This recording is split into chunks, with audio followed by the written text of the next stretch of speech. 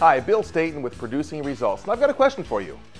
Are you better at what you do than you were last year?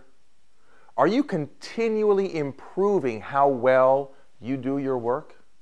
I want to tell you a story. Years ago, I used to produce a sketch comedy TV show in Seattle, Washington. And we had Jerry Seinfeld on as a guest several times. I think it was like 4 times. And the 4th time he was on, his TV show was already on the air. Now, it hadn't yet become the mega hit it was going to become, but it was pretty clear it was heading in that direction. So he was already at the top of his game. He was the best stand-up in the country, and he had a hit TV show. So he did some things for us. He did some stand-up on our show, and he did a routine about clothes in a washing machine.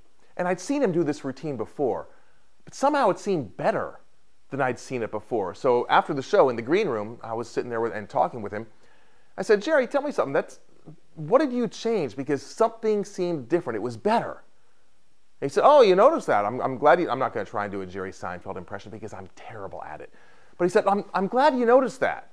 So he goes, here's the deal. He said, I had a gig in Kansas City several months ago, and I videotaped myself. And I was watching the videotape, and I noticed that I wasn't really moving around much. Now, I mean, I'm not a physical comic. I'm never going to be Robin Williams, but I was just kind of standing there. And so I thought, I wonder if there's something I can do to make this a little more interesting, make it a little funnier, make it a little more physical. And so he added some motion to it about clothes in the washing machine. And it was a pretty funny routine. You can probably look it up on Google or YouTube or something. But he said, so I made some changes. I'm glad you noticed it. It was better. Now, here's the part I want you to get. This was Jerry Seinfeld. He was already at the top of his game. And the stuff was working. The routine was working great the way it was.